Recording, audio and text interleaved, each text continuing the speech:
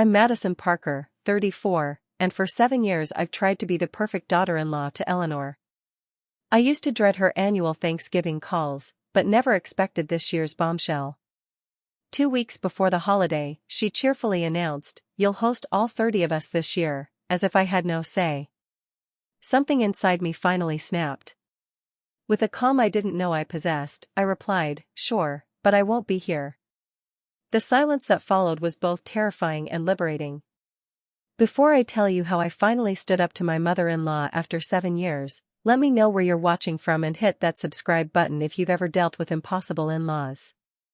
Trust me, this Thanksgiving showdown changed everything. When I first met Eleanor Williams, she seemed like the mother-in-law lottery jackpot. She welcomed me with warm hugs, called me the daughter she never had, and even defended my career choices when Ryan's more traditional aunts questioned why I wasn't rushing to have babies. For the first year, I considered myself incredibly lucky. My college friends shared horror stories about their partners' judgmental mothers while I proudly described Eleanor's thoughtful birthday gifts and our shopping trips together. Ryan and I met during sophomore year at Northwestern. We were assigned as lab partners in organic chemistry, and between balancing equations and Bunsen burner accidents, we fell madly in love. He was pre-med with a disarming smile and genuine kindness that made everyone around him feel special. I was studying marketing with dreams of working at a major agency. We complemented each other perfectly. His methodical approach balanced my creative thinking. After graduation, we moved to Chicago together, survived 3 years of his medical school with me supporting us through my entry-level marketing job, and finally got engaged during his first year of residency. That's when I first noticed the subtle shift in Eleanor.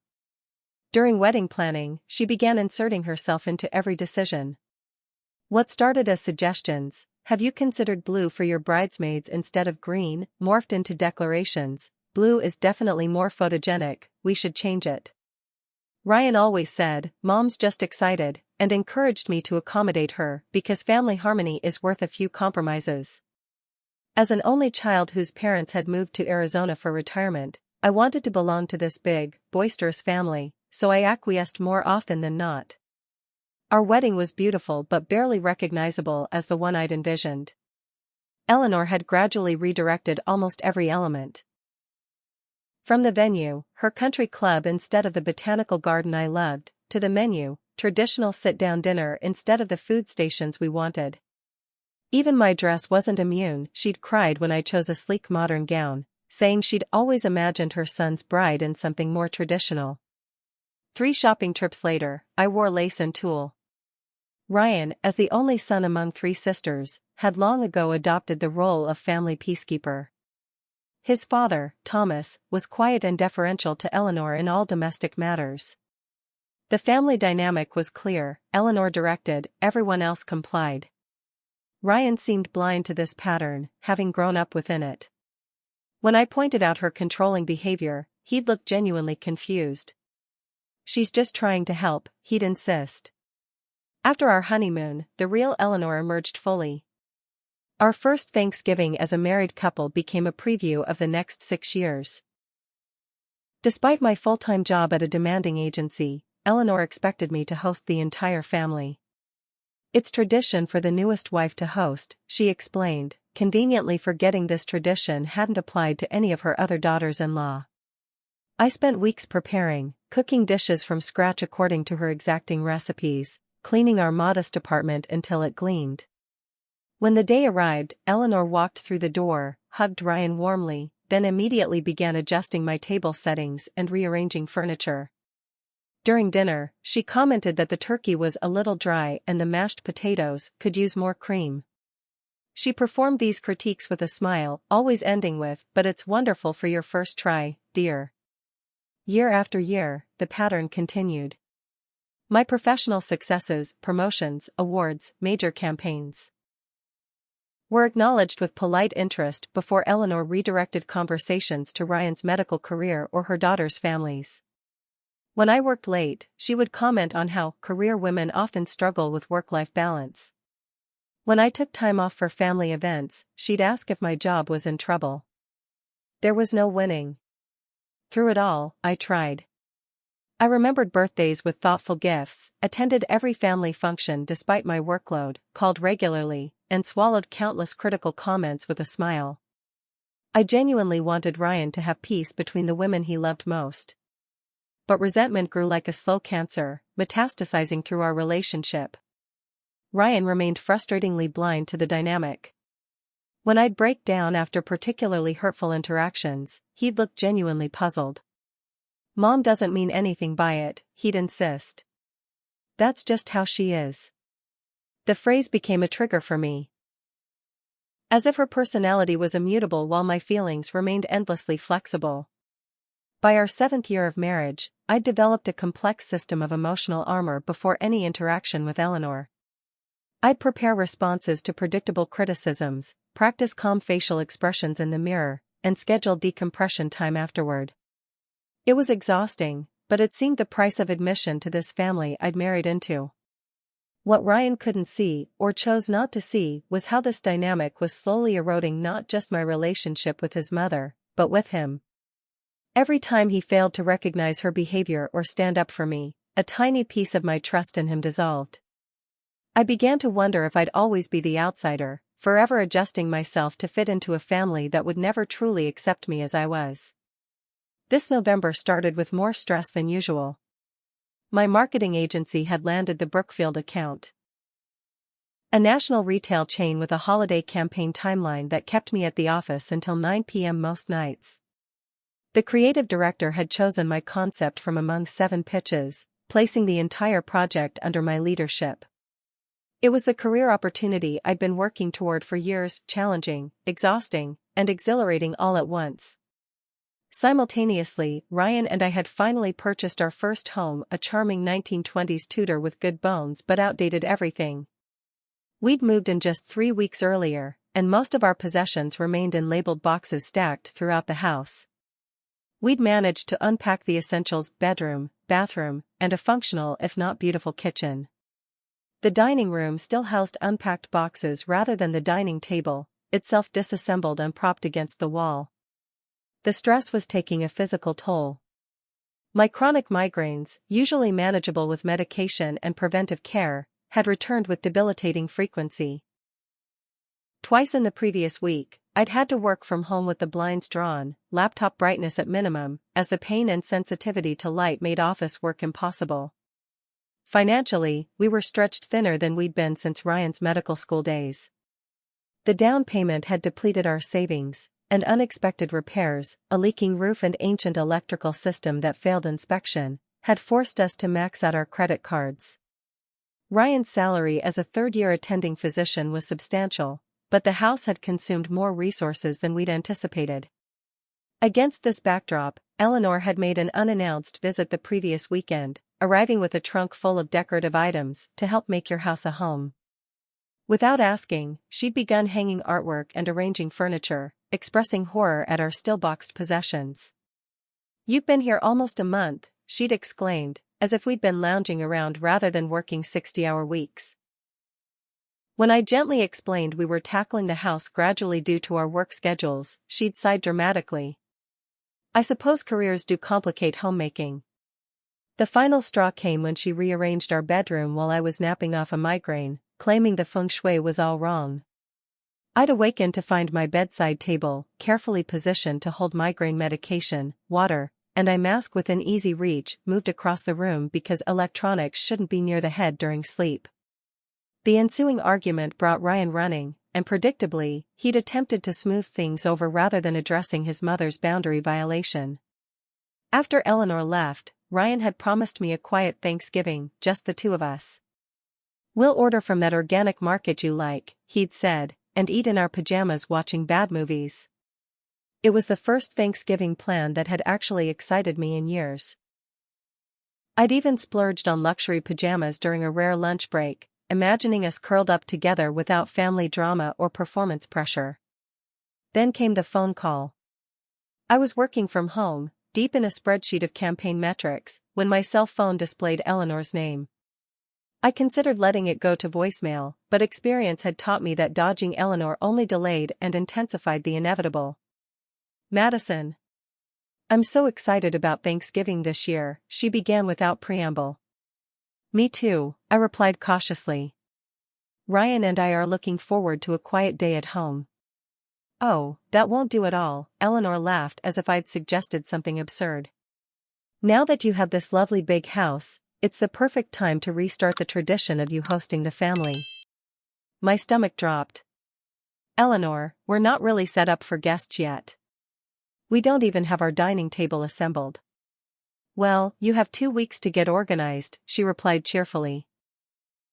Everyone's so excited to see the new house. Everyone? I asked, dreading the answer. The whole family, of course. All your sisters-in-law and their husbands, the kids, Uncle Morton and Aunt Patricia, Cousin Stephanie and her new boyfriend, about 30 of us in total. The room seemed to tilt around me. 30 people. In our half-unpacked house. With no dining table. During the most demanding professional project of my career. That's not possible, I said, striving for calm. We literally don't have anywhere for people to sit, Eleanor. And I'm in the middle of a massive work project with deadlines through Thanksgiving week. Oh, those marketing things can surely wait, she dismissed. Family comes first. And don't worry about furniture, Thomas can bring the folding tables from the church, and we'll make it work. That's what family does. Eleanor, I appreciate your enthusiasm, but we can't host Thanksgiving this year. Maybe next year when we're properly settled. Her voice cooled several degrees. Madison, I don't think you understand. Thanksgiving at the newest family home is our tradition. Everyone is counting on it. Ryan and I already discussed having a quiet Thanksgiving this year. Just the two of us. Well, Ryan didn't mention that to me when we spoke yesterday, Eleanor countered. He seemed perfectly amenable to hosting. My blood pressure spiked. Had Ryan agreed behind my back? Or was Eleanor manipulating as usual? Regardless of what Ryan may or may not have said, we are not in a position to host 30 people. I'm sorry if that's disappointing, but it's the reality of our situation. Eleanor's tone shifted to the wounded martyrdom I'd come to dread. I see. After all I've done to welcome you into this family, after all the guidance I've provided in your marriage and homemaking, this is how you repay my efforts. By breaking family traditions and disappointing everyone. The familiar guilt rose like bile, but alongside it came something new: rage. Pure, clarifying rage at the manipulation, the boundary violations, the years of criticism thinly veiled as help. This isn't about repaying you or disappointing family, I said, my voice steadier than I felt. It's about what's realistic for our current circumstances. Well, circumstances can be adjusted when family is the priority, she insisted. I raised 4 children while maintaining a perfect home and supporting Thomas's career. Surely you can manage one family dinner. The comparison hung between us, Eleanor the domestic paragon versus Madison the selfish career woman. It was a comparison she'd drawn countless times over the years, always with the same implied conclusion: I was failing as a wife, as a daughter-in-law, as a woman. My circumstances cannot be adjusted in the next 2 weeks, I stated firmly. We will not be hosting Thanksgiving this year. I'm afraid it's too late for that discussion, Eleanor said with finality. I've already sent out the invitations with your address. Everyone has confirmed. You did what? The words escaped me in a whisper as my body reacted physically to her announcement. My heart hammered against my ribcage, hands trembling so violently I had to set down my coffee mug. A cold wave washed over me, followed by intense heat. Fight or flight, my body screaming for action while my mind struggled to process the violation. I sent the invitations last week, Eleanor continued, oblivious to or perhaps enjoying my distress. Honestly, Madison, it's as if you forget you're part of a family with traditions and expectations. This is what we do. In that crystalline moment of fury and clarity, 7 years of accommodating, apologizing, and swallowing my feelings converged into a single point of decision. Something fundamental shifted inside me, a recognition that no amount of compliance would ever be enough, that the goalposts would always move, that my needs would always be secondary in this relationship. Sure, I heard myself say in a voice so calm it seemed to belong to someone else. But I won't be here. The silence that followed was absolute. I could almost see Eleanor's expression, the widening eyes, the mouth opening and closing like a landed fish, the hand clutching at her necklace as she always did when genuinely shocked. I beg your pardon, she finally managed, her voice higher than usual. I said you can have Thanksgiving here if that's what you and Ryan want, but I won't be participating. I'll be visiting my parents in Arizona. That's ridiculous, Madison. You can't possibly be serious. I'm entirely serious. You've made a unilateral decision about my home, my time, and my holiday without consulting me. You've dismissed my work commitments and our living situation. You've manipulated and bulldozed as you always do. But this time I'm choosing not to participate. How dare you speak to me this way? Eleanor's voice rose sharply. After everything I've done for you. Ryan will be absolutely appalled by your selfishness. Ryan promised me a quiet Thanksgiving at home, just the two of us, I countered, feeling oddly detached from the conversation, as if watching it unfold from a distance. If he's changed those plans without discussing it with me, that's between him and me.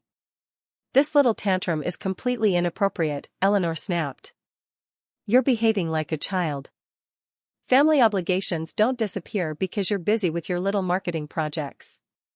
My career, 15 years of education, professional development, and achievement reduced to little marketing projects. It was so perfectly emblematic of how Eleanor had always viewed my work that it almost made me laugh. My career is not a hobby, Eleanor.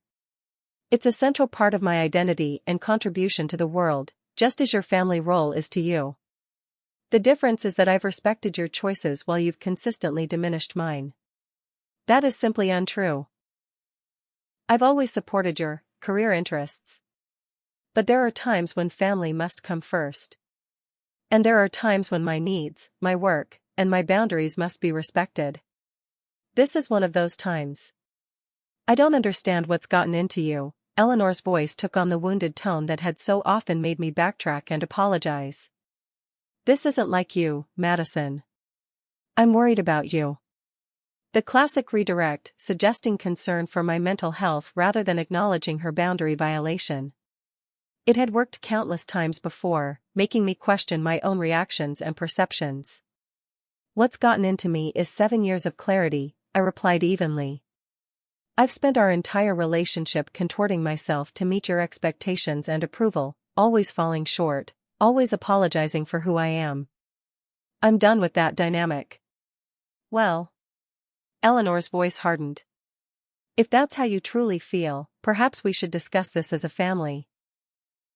I'm sure Ryan will have some thoughts about your attitude. I'm sure he will, I agreed, surprised by my continued composure. But my decision stands. I won't be hosting or attending Thanksgiving here. You're welcome to tell the family whatever you'd like about why. You would embarrass Ryan like this? Force him to explain his wife's absence? What kind of marriage do you call that? The manipulative question hung in the air just as I heard the front door open, Ryan returning from his hospital shift. The timing was either disastrous or perfect, depending on one's perspective. Is that Ryan? Put him on the phone right now, Eleanor demanded. You can speak with him when I'm finished, I replied, another first in our power dynamic. This conversation is between you and me. Madison? Ryan called from the entryway, keys jangling as he dropped them in the bowl. I'm on the phone with your mother, I called back, watching him appear in the doorway, still in scrubs, fatigue evident in the shadows under his eyes. His expression immediately tensed. He'd learned to recognize the particular tone I used when speaking with Eleanor. He mouthed, "Everything okay?" I shook my head slightly. Ryan is home now, I told Eleanor. We'll discuss this as a couple, and he can call you back later. Don't you dare hang up on me, Madison. This is completely unacceptable behavior. Goodbye, Eleanor, I said firmly, and pressed the end call button, another first in our relationship. The phone immediately began ringing again. I silenced it and placed its screen down on the counter. What's going on? Ryan asked, wariness in his voice. I took a deep breath. Your mother has invited 30 family members to our house for Thanksgiving. She's already sent out invitations with our address, without asking either of us. Did you know about this?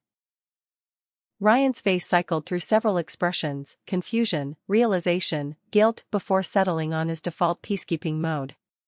She mentioned wanting to see the house during the holidays, but I didn't realize she meant the entire family or that she was actually planning it.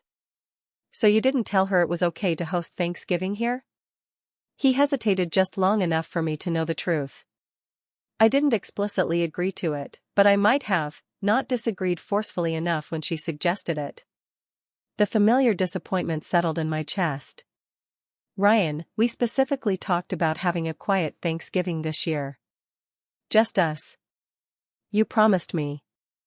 I know, but you know how Mom gets about family traditions. I figured we could discuss it, Anne. There's nothing to discuss, I interrupted, surprising both of us with my firmness. I am not hosting Thanksgiving for 30 people in our half-unpacked house while I'm leading the biggest project of my career. It's not happening. Ryan's conciliatory smile appeared, the one he'd perfected through years of mediating between his mother and the rest of the world. Mads, I know it's not ideal timing, but family is important, and this means a lot to Mom. We can make it work if we. I told your mother she's welcome to have Thanksgiving here if that's what you want, but I won't be participating. I'll be in Arizona with my parents. His smile vanished. You're not serious. I've never been more serious about anything in my life. You can't just abandon our family on Thanksgiving. What am I supposed to tell everyone? The question echoed his mother's so perfectly it momentarily stunned me. Then the implications sank in, not how can we fix this together, or you're right, this is unreasonable, but immediate concern for appearances and explanations to his family. Tell them whatever you want, Ryan. Tell them I'm selfish, difficult, career-obsessed, all the things your mother already thinks about me. Or tell them the truth, that I'm tired of having my boundaries violated and my needs ignored. That's not fair, he protested. My mother loves you. She just wants to include you in family traditions. Your mother loves the idea of me as the compliant daughter-in-law who knows her place and follows her rules. She has never respected me as an individual with my own priorities and boundaries. You're exaggerating, Ryan said dismissively. She can be a bit much sometimes, but her heart is in the right place. 7 years of accumulated frustration bubbled over. Do you have any idea what it's been like for me? The constant criticism thinly veiled as helpful suggestions? The dismissal of my career? The unannounced visits and rearranging of our home? The comparisons where I always fall short.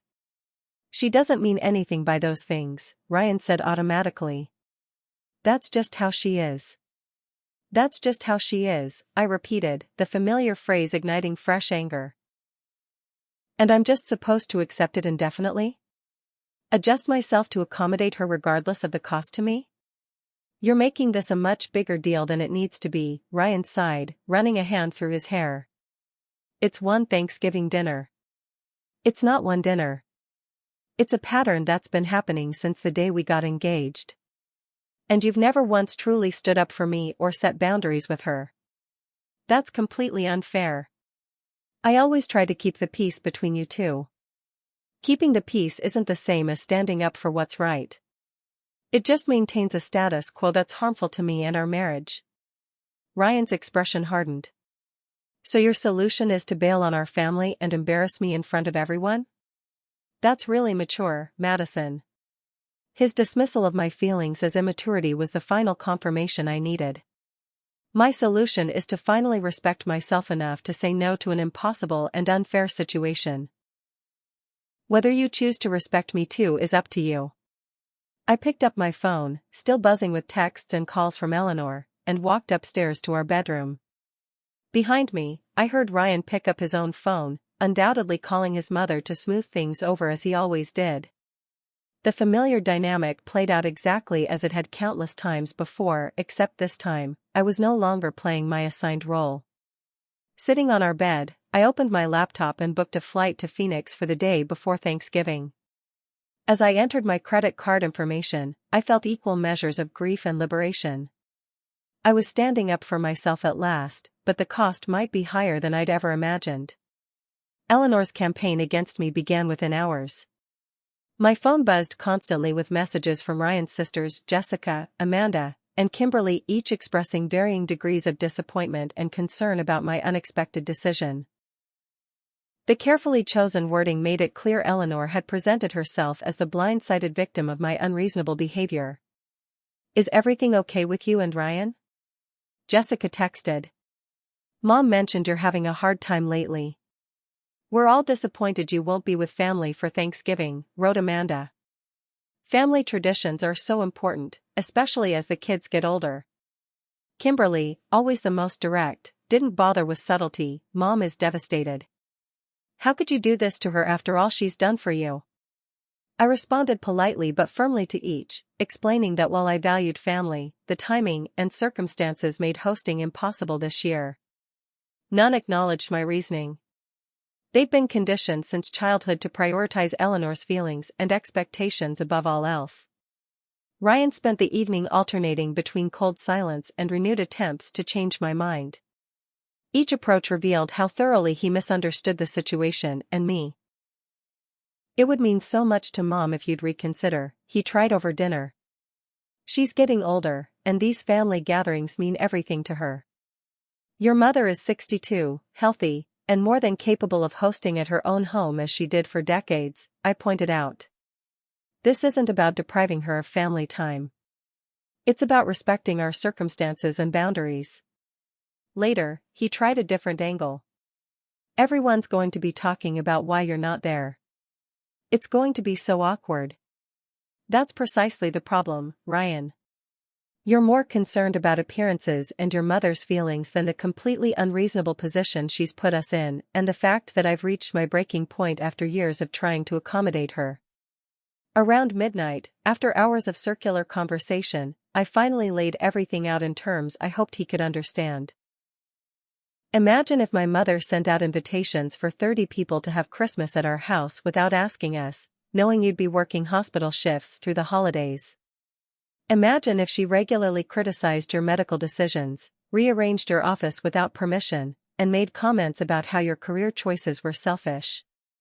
Imagine if I never defended you, always took her side, and told you that's just how she is whenever you expressed hurt." He was silent for a long moment. "It's not the same thing." "Why not?" "Because." He struggled visibly. "My mom is just trying to include you in family traditions. She wants us all together. That's coming from a place of love." I felt a profound sadness settle over me. The fact that you can't even hypothetically put yourself in my position says everything. You genuinely can't see how your mother's behavior affects me, or you don't want to see it. What I see is you choosing your job over family and hurting my mother in the process." I stared at him, this man I'd loved for over a decade, and wondered how we'd arrived at such different understandings of the same reality. "What I'm choosing is self-respect and reasonable boundaries." The fact that you frame that as selfish shows how warped this dynamic has become. The next morning, Ryan left for his shift without saying goodbye. The silence in the house felt oppressive and final. I called my sister Natalie, who had witnessed the Eleanor situation unfold over the years. "It finally happened," I told her when she answered. "The Eleanor showdown I've been avoiding for 7 years." "Oh God, what did she do now?" Natalie asked. I explained the situation, my voice breaking despite my attempts to remain composed. "Am I crazy, Nat? Am I being unreasonable? Are you kidding me? I've been waiting years for you to stand up to that woman. The only crazy thing is how long you've put up with her behavior." Her validation loosened something in my chest. Ryan doesn't see it that way. Ryan has been under his mother's thumb his entire life. He doesn't know any different, Natalie pointed out. The question is whether he's capable of seeing it from your perspective. I don't think he is, I admitted, the truth painful but unavoidable. At least not right now. Then you absolutely should come home for Thanksgiving. Mom and Dad would love to have you, and you need space to figure out what comes next. What comes next? The phrase lingered after we hung up. Was this the beginning of the end for my marriage? The thought was both terrifying and oddly clarifying. If Ryan couldn't recognize the toxicity of this dynamic or prioritize our relationship over his mother's demands, what kind of future were we building? I finalized my travel arrangements and began packing a suitcase, unsure if I'd be returning after the holiday or extending my stay. As I folded clothes into my bag, Ryan called. Mom wants to come over tonight to discuss Thanksgiving arrangements, he said without preamble. She says since you're not going to be here, she needs to figure out logistics for the dinner. The audacity was breathtaking. She wants to plan her takeover of our home while I'm still in it? Don't be dramatic.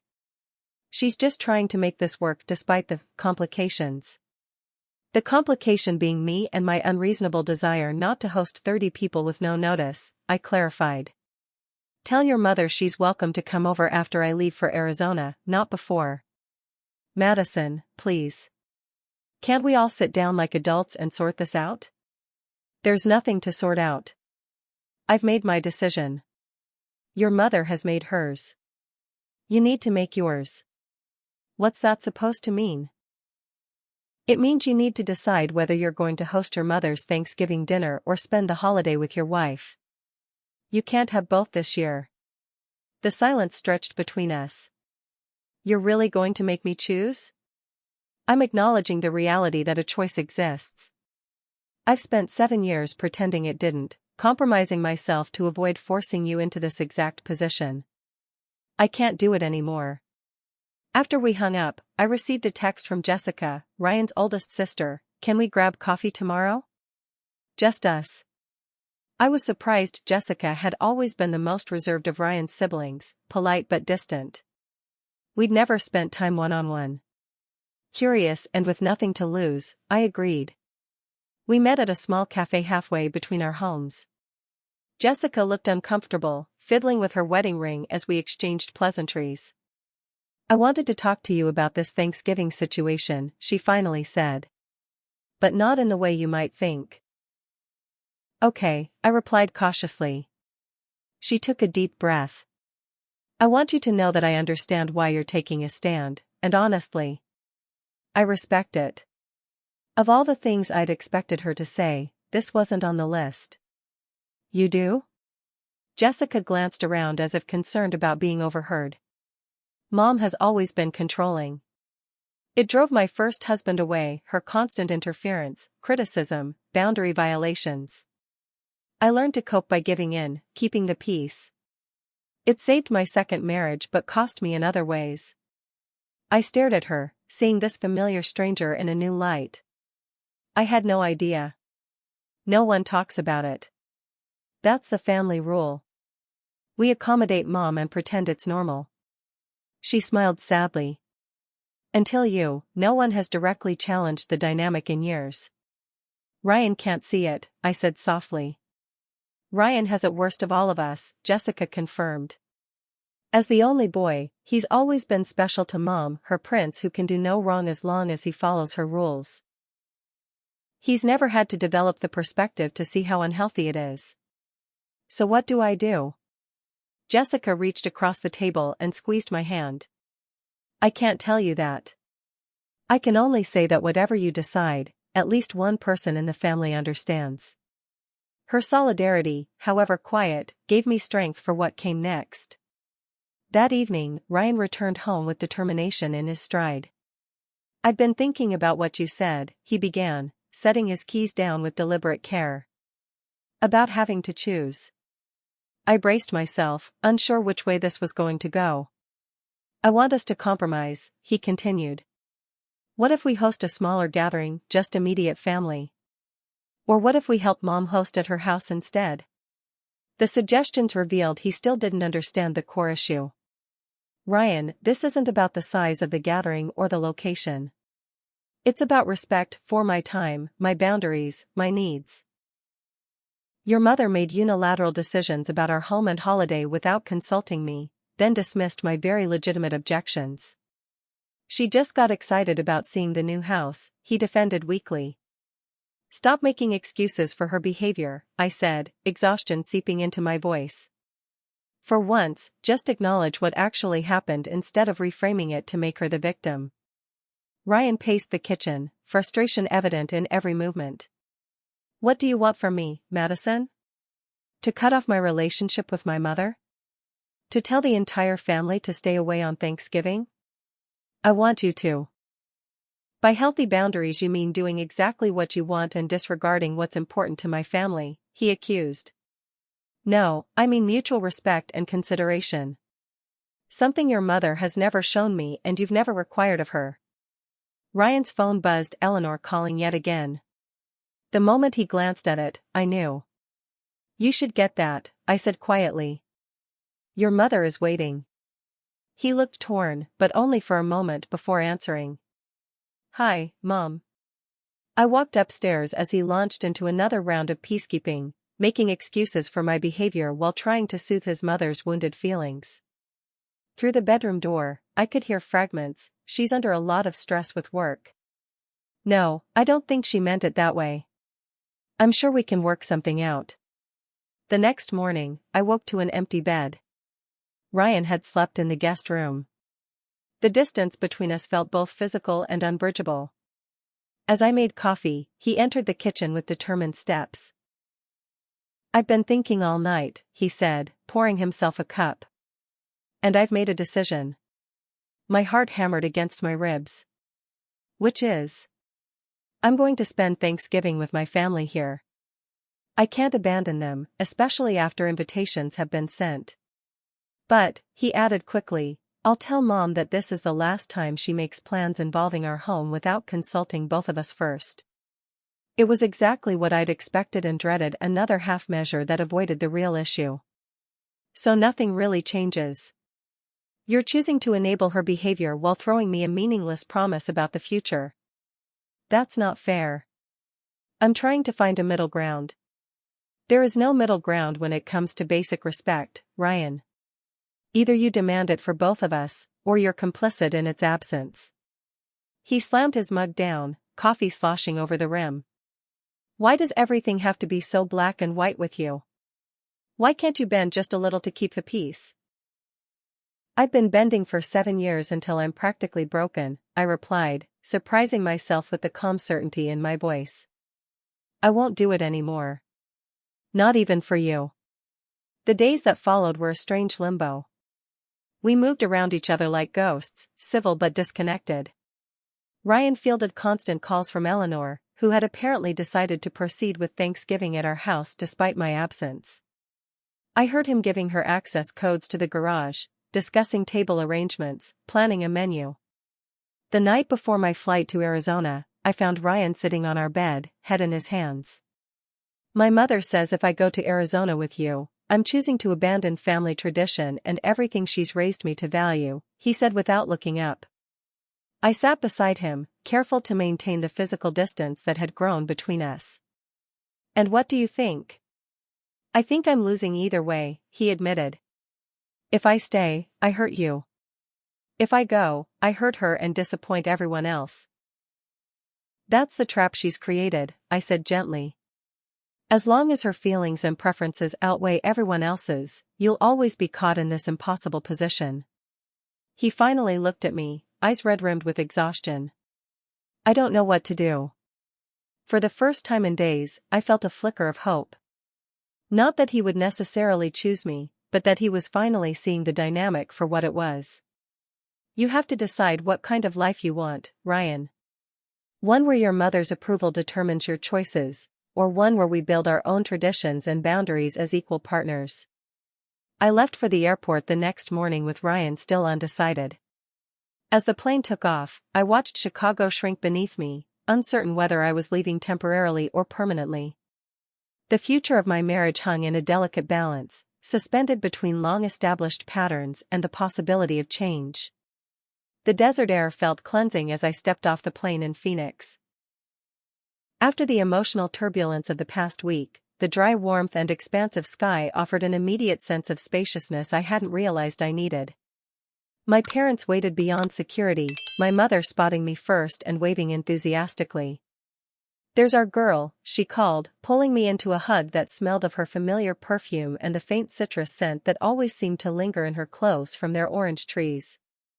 My father enveloped us both in his bare hug, his voice gruff with emotion. "Good to have you home, Maddie," he said, using my childhood nickname. In the car, I gave them an abbreviated version of the situation, focusing on the Thanksgiving conflict rather than the deeper marital issues it had exposed. My mother listened intently, her expression growing increasingly concerned. "You know," she said carefully as we turned onto their street, "your father and I have been worried about this situation with Eleanor for years." "You have?" I was surprised. I'd tried to minimize the problems when talking to my parents, not wanting them to worry. "Sweetheart, every time you visit, you're exhausted and walking on eggshells about saying the wrong thing about Ryan's family. After you leave, you call in tears at least once before your next visit. We've seen the pattern." My father nodded in agreement as he pulled into their driveway. "We didn't want to interfere, but it's been hard watching you diminish yourself year after year." Their validation released something in me, and tears I'd been suppressing for days finally flowed. Inside their home, surrounded by familiar furnishings and family photos, I let myself fully feel the grief and uncertainty about my marriage. That evening, after a simple dinner on their patio overlooking the desert landscape, my mother sat beside me while my father cleaned up inside. "I want to tell you something I've never shared before," she said, her voice quiet against the backdrop of cicadas. "My mother, your grandmother, was a lot like Eleanor." This was news to me. My grandmother had died when I was young, and my memories of her were limited to holiday visits and birthday cards. She was beautiful, charming, and absolutely determined to control everything and everyone around her, my mother continued. "Especially me, her only daughter." My father, like Ryan, was conflict-averse and always tried to keep the peace. "What happened?" I asked. "I spent years trying to please her, changing myself to fit her expectations, defending her behavior to friends who saw what I couldn't. I nearly married a man she approved of rather than your father, whom she deemed not good enough for her daughter." I tried to imagine my confident, self-possessed mother in such a position and couldn't reconcile the images. "What changed?" She smiled, a mixture of sadness and triumph in her expression. "I finally recognized that I would never be enough for her on her terms. That her approval was a moving target designed to keep me orbiting around her needs. So I chose myself and your father." It caused a family rift that lasted nearly a decade. A decade? The prospect was daunting. Yes. But here's what I learned, Madison: boundaries aren't just about saying no to others. They're about saying yes to yourself and the life you want to create. She squeezed my hand. "The question isn't whether Eleanor will ever change, she likely won't. The question is whether Ryan can grow enough to build a life with you that isn't dominated by her expectations." Her words stayed with me as I tried to sleep that night in my old bedroom, surrounded by debate trophies and college pennants. For the first time, I allowed myself to fully consider the possibility that my marriage might not survive this crisis, and what that would mean for my future. The next morning, I checked my phone to find a series of texts from friends who'd heard about the situation through various channels. Their support was unanimous and emphatic. "I've watched you twist yourself into knots for that woman for years," wrote my college roommate Alicia. "Whatever you decide, I'm 100% behind you. Remember when Eleanor accidentally invited Ryan's ex to your housewarming?" texted my coworker David. "You've put up with more than anyone should have to. Stand your ground." Their messages reminded me that others had witnessed what I'd endured, validating that I wasn't overreacting or imagining the pattern of disrespect. When I mentioned this to my father over breakfast, he nodded thoughtfully. "Sometimes we need outside perspectives to see clearly what we're too close to notice," he said, refilling my coffee cup. "Your mother and I worried you'd lost sight of how extraordinary you are because you've spent so long trying to meet impossible standards." Later that afternoon, I received an unexpected call from Jessica. Stepping onto my parents' back porch for privacy, I answered warily, half expecting she'd been recruited to convince me to return. How are you holding up? She asked, genuine concern in her voice. Managing, I replied. How's the Thanksgiving planning going? That's actually why I'm calling. Mom's plan is falling apart spectacularly.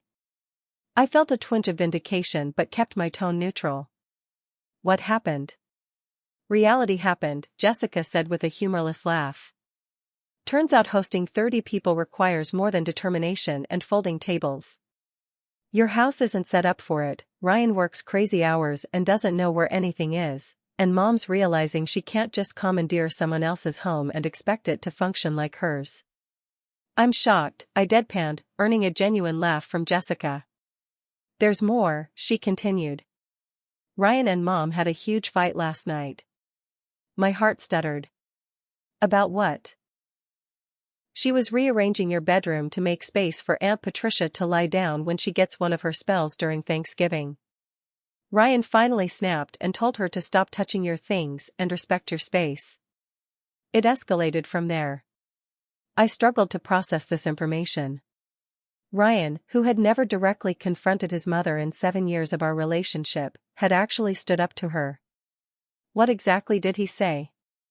I asked, trying not to get my hopes up. I wasn't there for all of it, but Amanda was. She said Ryan told Mom she'd crossed too many lines, that he was tired of being caught between you and her, and that if she couldn't respect his wife and their home, maybe Thanksgiving should be somewhere else. I sat down on the porch steps, legs suddenly unsteady. And how did Eleanor respond?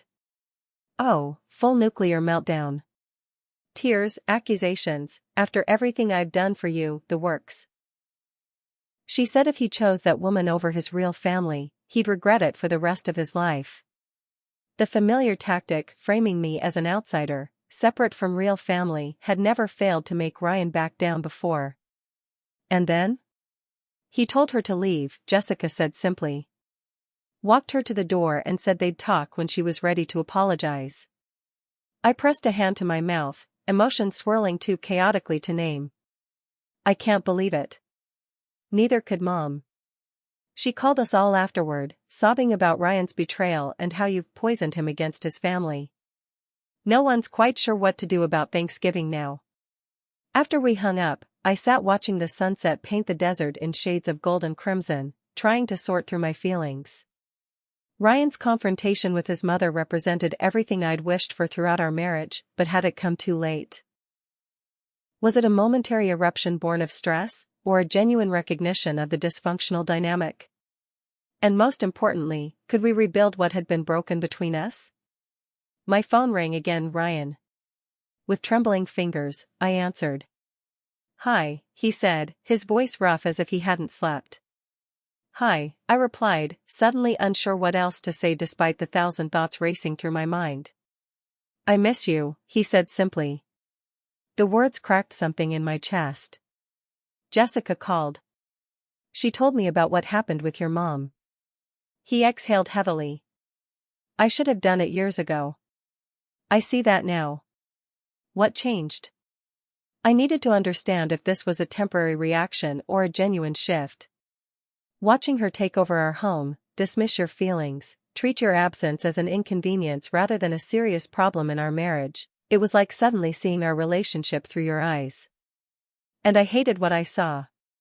I closed my eyes, absorbing his words. Ryan, I've been trying to make you see this dynamic for 7 years. I know, he said, voice thick with regret. I think part of me did see it, but it was easier to pretend everything was normal because that's what I've done my whole life. It took you actually leaving for me to realize what I was losing by not standing up for us. The conversation continued for hours as the desert night grew cool around me. Ryan described his gradual awakening over the past few days, how my absence had forced him to interact directly with his mother without me as a buffer, revealing patterns he'd been blind to before. I told her Thanksgiving is cancelled at our house, he said. That we need to reevaluate our family dynamic and establish healthier boundaries before we host any gatherings. How did she take it? About as well as you'd expect. She's threatened to disinvite me from Christmas if I continue this rebellion. My sisters are divided. Jessica supports us, Kimberly thinks I'm being manipulated by you, and Amanda is trying to stay neutral. The familiar family dynamics, but with one crucial difference: Ryan was no longer playing his assigned role of peacekeeper at any cost. I want to come to Arizona, he said suddenly. If you'll have me. I want to spend Thanksgiving with you and your parents. I hesitated, wary of easy solutions to complex problems. Ryan, one confrontation with your mother doesn't fix the underlying issues in our marriage.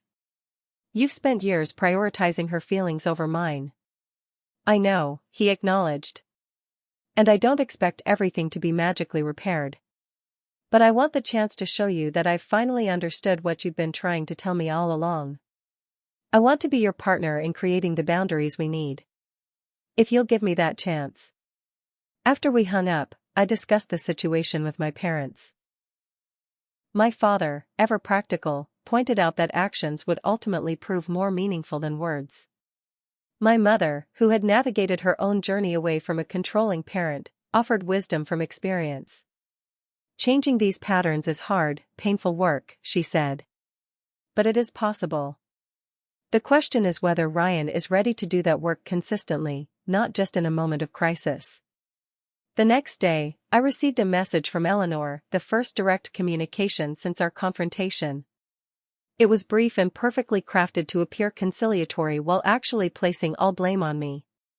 Madison, while I regret that my enthusiasm for family traditions has been misinterpreted as overstepping, I'm willing to forgive the hurtful things that have been said and move forward as a family. Thanksgiving will now be at our house as it should have been from the beginning. I expect you'll make the right decision about attending. The message confirmed everything I'd come to understand about my mother-in-law: her inability to acknowledge wrongdoing, her framing of reasonable boundaries as hurtful, her expectation of compliance disguised as forgiveness. I didn't respond. That evening, Ryan called again. I booked a flight to Phoenix for tomorrow, he said. Mom called to tell me she's fixed everything by moving Thanksgiving to her house and that we're both expected to attend. And what did you tell her? That we would not be attending, and that her message to you demonstrates exactly why we need space from her right now. He paused. Is it okay if I come?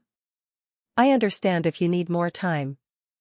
The uncertainty in his voice, so different from his usual confidence when mediating family conflicts, reflected a new vulnerability between us.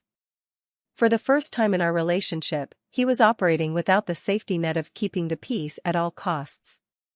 Yes, I said finally. Come to Arizona.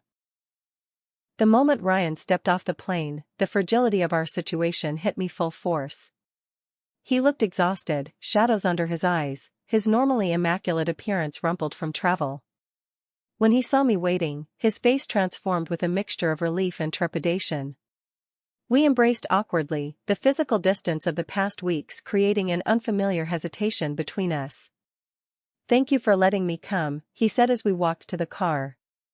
The drive to my parents' house was filled with careful conversation about neutral topics: his patients, my work project, the desert landscape. Both of us seemed aware that the real discussions needed more privacy than a car ride could provide.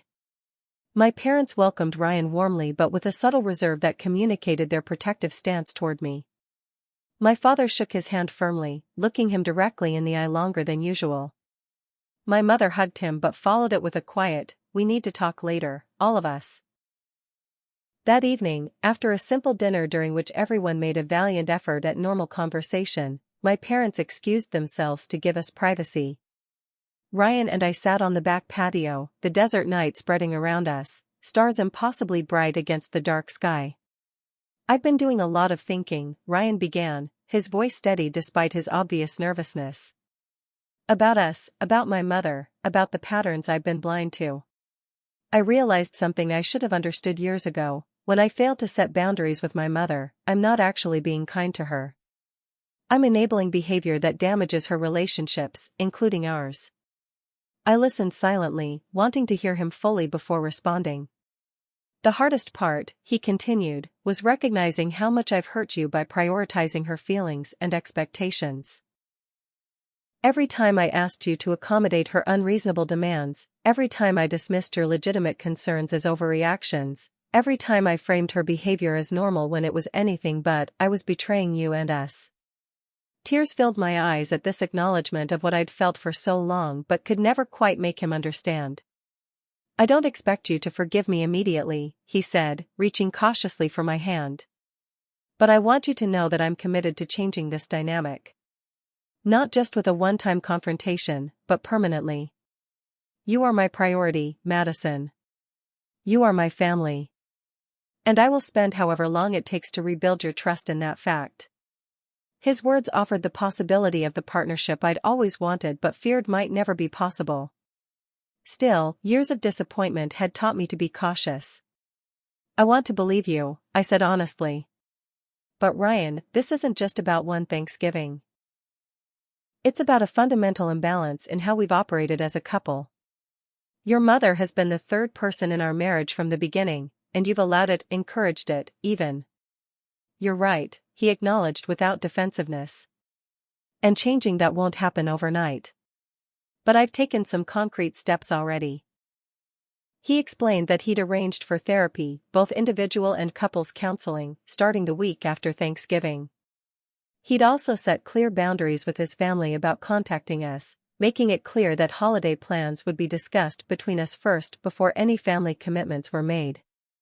I also told my sisters that I expect them to respect you as my wife and equal partner, not as an outsider who needs to earn acceptance into the family. Jessica has been surprisingly supportive. The others are adjusting. As we talked into the night, I felt the first genuine hope I'd experienced in weeks. Not that everything was solved, but that for the first time, we were truly facing these issues together rather than as adversaries on opposite sides of an invisible line drawn by Eleanor. The next morning, Thanksgiving Day, my phone displayed a final attempt from Eleanor. Not a message to me, but a group text to the entire family including Ryan and me. As we gather today, minus Ryan and Madison who have chosen to separate themselves from family, I'm reminded of the importance of tradition and loyalty. While some may temporarily forget what truly matters, our family bonds remain unbroken. We welcome those who remember their obligations back with open arms when they're ready to return to the fold. Ryan read it over my shoulder, his expression hardening.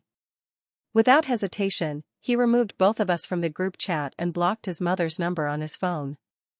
That's the last manipulation we'll be subjected to today, he said firmly.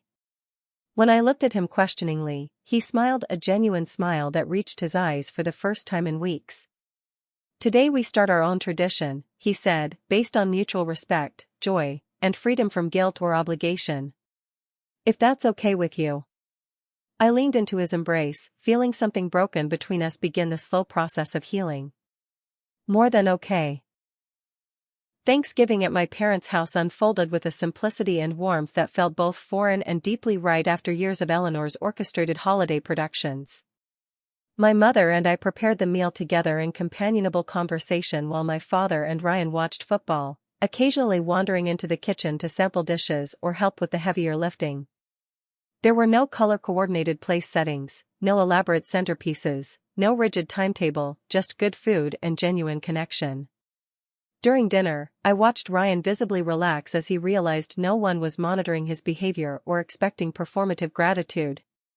When he spilled gravy on the tablecloth, my mother simply laughed and said, "That's why we don't use the fancy linens." The contrast with Eleanor's inevitable criticism, "Really, Ryan, still clumsy after all these years," couldn't have been more stark. "This is nice," he said quietly as we cleared plates together. Just being instead of constantly performing. Later that evening, after my parents had gone to bed, Ryan and I sat in the living room, the remnants of pumpkin pie and coffee on the table between us. It was time for the conversation we'd been building toward all day, what came next for us. I'd been thinking about what healthy boundaries with my mother actually look like, Ryan began, his voice steady but hesitant. I realize I have no model for this. In my family, you either complied with her wishes or faced emotional exile. What are you thinking? I asked, curious about his perspective after the dramatic shifts of the past week. First, no more unannounced visits. She comes to our home only when explicitly invited, and those invitations come after you and I have discussed it together. I nodded, surprised and pleased by his specificity. Second, when she criticizes you directly or indirectly, I address it immediately, every time. No more letting comments slide to keep the peace.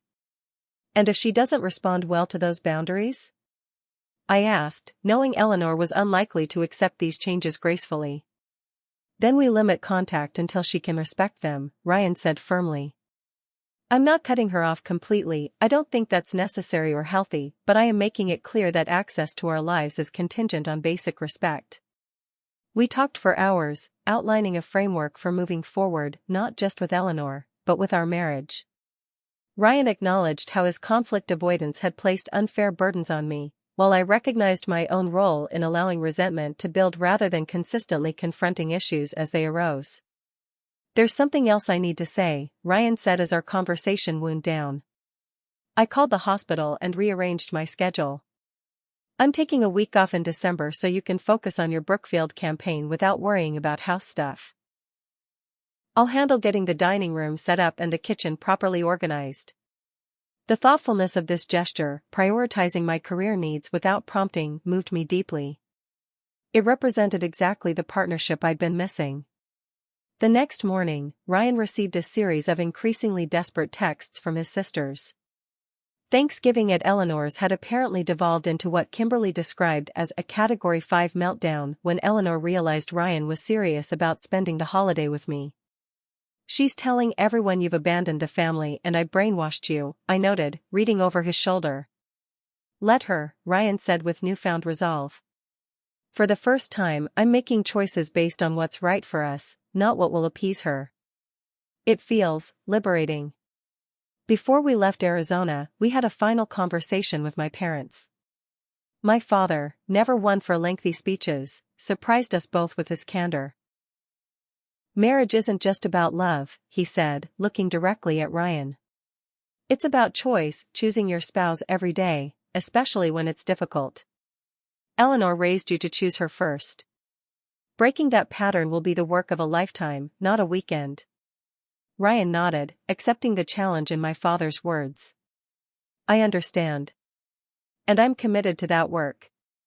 My mother, who had navigated her own journey away from a controlling parent, offered practical advice about maintaining boundaries despite inevitable pushback. There will be times when it seems easier to give in just this once, she warned. Those are the most crucial moments to hold firm. Flying home felt like heading into uncertain territory. Our house still bore the evidence of Eleanor's aborted Thanksgiving plans, with borrowed folding tables stacked in the garage and rearranged furniture throughout the living areas. Together, we spent Sunday restoring our space, symbolically reclaiming it as our own. On Monday morning, Ryan made the call we'd both been anticipating. He placed his phone on speaker as Eleanor answered with theatrical concern. Ryan. Thank goodness. We've all been so worried. Are you coming home today? The wording was telling, coming home as if our house together wasn't his real home. I am home, Mom, he replied calmly. Madison and I returned from Arizona yesterday. Well, that's good, Eleanor said, her tone suggesting the opposite. I suppose now we can put this unfortunate episode behind us and move forward. Christmas planning is already underway, and of course, we'll need you both to host New Year's Eve since your house has the most space for dancing. The familiar presumption that holidays belonged to her to distribute as she saw fit, the absence of any acknowledgement of the conflict, it was classic Eleanor. Ryan caught my eye across the kitchen counter and gave me a reassuring nod. Actually, Mom, that's why I'm calling. Madison and I need to establish some new boundaries going forward. Boundaries? The word came out as if it were foreign and distasteful. Yes.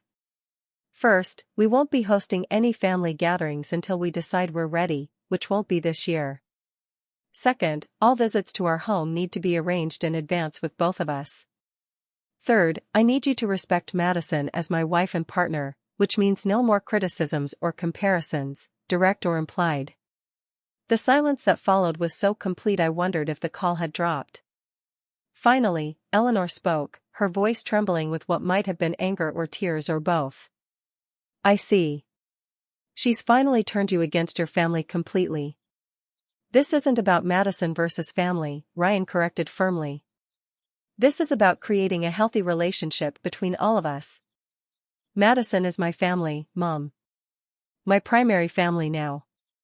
And these boundaries are necessary for all our relationships to thrive. What followed was predictable but still painful to witness Eleanor cycling through her arsenal of emotional manipulation tactics. She cried about her sacrifices as a mother, reminded Ryan of all she'd done for him, questioned whether he still loved her, suggested I was isolating him from his family, a classic abuser tactic she either didn't recognize or didn't care about using, and finally landed on her most reliable weapon. If this is how you choose to treat your mother, perhaps we shouldn't speak at all until you come to your senses. Ryan remained calm throughout, neither rising to her bait nor backing down. I'm sorry you feel that way. I love you, Mom, and I want a relationship with you, but it needs to be one based on mutual respect. When you're ready to try that approach, Madison and I will be here. After the call ended, Ryan sat heavily at the kitchen counter, emotionally drained but resolute. That went exactly as expected and completely terribly at the same time, he observed. I placed a hand on his shoulder, recognizing the grief beneath his determination. You did the right thing. The hard right thing. I know, he agreed quietly. For the first time in my life, I feel like I'm making choices based on what's true rather than what's expected. The aftermath played out across the extended family like ripples from a stone thrown into a long still pond. Eleanor told her version of events to anyone who would listen, a narrative in which I was cast as the villain who had poisoned her son against his family and Ryan was temporarily insane from my influence. Some relatives took her side immediately, sending messages about blood being thicker than water and the importance of honoring one's mother. Others reached out more thoughtfully. Jessica called to express her quiet support and share that our stand had prompted her to examine boundaries in her own marriage. Ryan's Aunt Patricia, Eleanor's sister, surprised us with an email acknowledging that Eleanor had always been difficult and expressing respect for our courage in addressing what the rest of us have enabled for decades. Through it all, Ryan remained steadfast in a way I'd never seen before. When his cousin suggested he was whipped for letting his wife call the shots, Ryan calmly replied, I'm making my own decisions based on what's healthy for my marriage. I hope someday you experience a partnership worth protecting that way. When we received a carefully worded non-apology from Eleanor 2 weeks later, I'm sorry if you misunderstood my intentions, Ryan responded with equal care, we appreciate your reaching out. When you're ready to acknowledge the specific behaviors we've discussed and commit to respecting our boundaries, we'll be happy to move forward together. The Christmas season arrived with its inevitable emotional weight. We declined the formal family gathering at Eleanor's but sent thoughtful gifts with personal notes. Instead of the traditional Williams family obligations, we volunteered at a local shelter on Christmas Eve and spent Christmas Day with friends who had also opted out of difficult family situations. It wasn't perfect, Ryan especially felt the absence of holiday traditions he'd known since childhood, but it was peaceful in a way our previous Christmases had never been. In January, we sat down to establish our own vision for the year ahead. What holidays would we celebrate, and how? What traditions from our families of origin did we want to preserve, and which would we let go? What new traditions could we create that reflected our values as a couple? I never realized how much of my life was running on autopilot, following scripts written by my mother, Ryan reflected as we mapped out our year. There's something terrifying but exhilarating about writing our own story. Our therapist helped us navigate this new territory, particularly supporting Ryan through what she called boundary grief, the complex emotions that arose as he mourned the relationship he'd wished he had with his mother while establishing the boundaries necessary with the mother he actually had. Eleanor's response to our boundaries evolved in predictable stages, from outright rejection to grudging tolerance to periodic testing to see if they'd weakened. When Ryan's birthday arrived in February, she showed up unannounced at our door with a cake and family in tow, clearly expecting to be welcomed in for an impromptu celebration. Ryan met her on the porch, accepted the cake with thanks, and calmly reminded her of our boundary regarding unplanned visits. We have dinner reservations tonight, but I appreciate the thought. Next time, please call first so we can plan to spend time together properly." The moment was a turning point. Not because Eleanor magically transformed into a boundary-respecting mother-in-law, she didn't, but because we both recognized we could enforce our boundaries with calm consistency rather than angry defensiveness. Her power to disrupt our peace diminished with each clear, firm response to boundary violations. By spring, we had established a new normal. We saw Ryan's family once a month at neutral locations like restaurants or parks, with clear start and end times. Ryan spoke with his mother weekly by phone, conversations he could end if they became manipulative or critical. The extended family adjusted to our new parameters with varying degrees of acceptance, but the dramatic tensions of the holiday season gradually faded into a workable, if sometimes strained, equilibrium. "I realized something today," Ryan said one evening as we sat on our back patio, finally furnished and decorated to our taste rather than Eleanor's specifications. "For the first time in my adult life, I'm not constantly anticipating my mother's reactions or managing her feelings. I'm just living." I squeezed his hand, recognizing the profound shift this represented.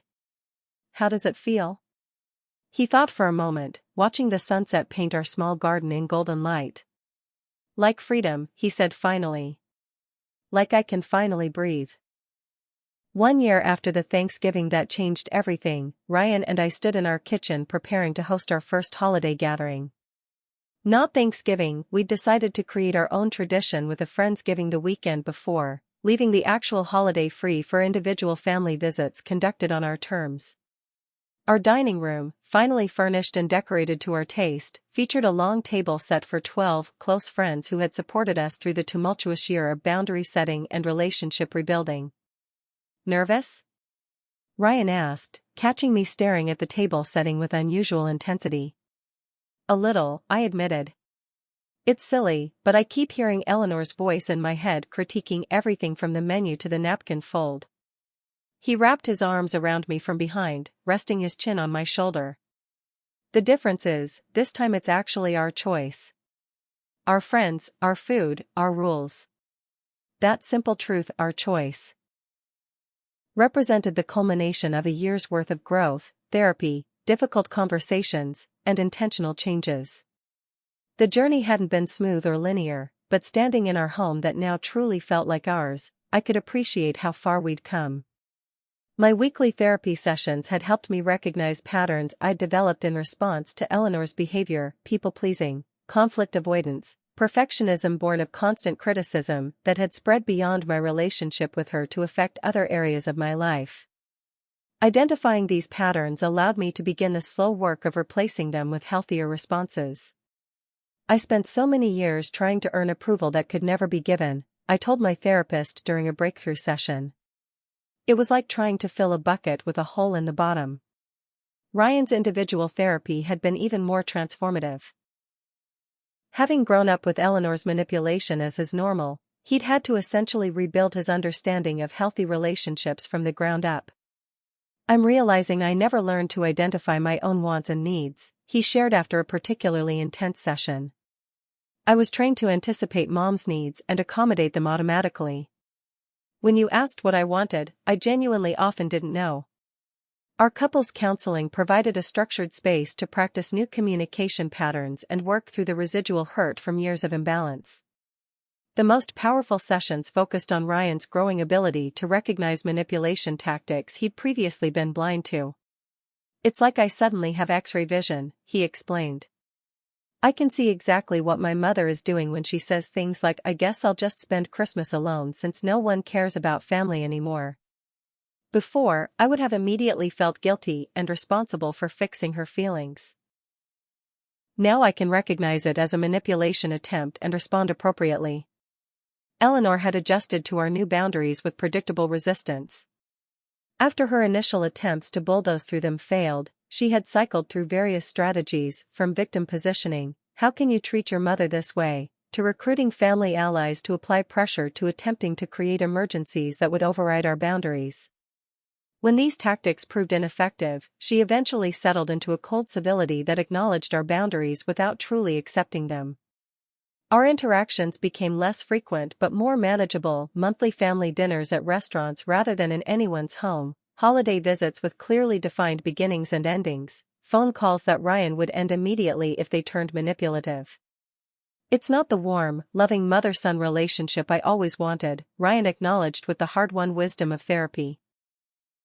"But it's the healthiest relationship possible with the mother I actually have." My relationship with Eleanor remained distant but civil.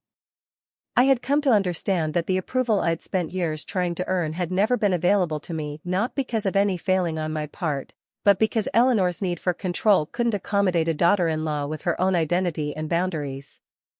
"You're not responsible for managing her feelings about you," my therapist reminded me regularly. "Your only responsibility is to be respectful in your interactions and consistent in your boundaries." The professional growth I'd feared might be compromised by the family conflict had actually accelerated. The Brookfield campaign had been a remarkable success, earning industry recognition and a substantial promotion. Freed from the emotional drain of constantly managing Eleanor's intrusions and Ryan's conflict avoidance, I found more creative energy for my work than I'd experienced in years. Ryan, too, had flourished professionally, taking on a leadership role in his medical department and mentoring younger doctors. "It's amazing how much mental bandwidth opens up when you're not constantly managing family drama," he observed one evening. Our marriage had transformed in ways neither of us could have anticipated. The crisis that might have ended our relationship instead forced us to rebuild it on a stronger foundation, one of genuine partnership rather than the unequal dynamic that had defined our early years together. "You know what I realized?" Ryan said one evening as we prepared for bed. "Before, I thought supporting you meant trying to make you fit into my family's expectations. Now I understand that real support means standing beside you against anyone who doesn't respect you, even my mother." That insight reflected the fundamental shift in our relationship.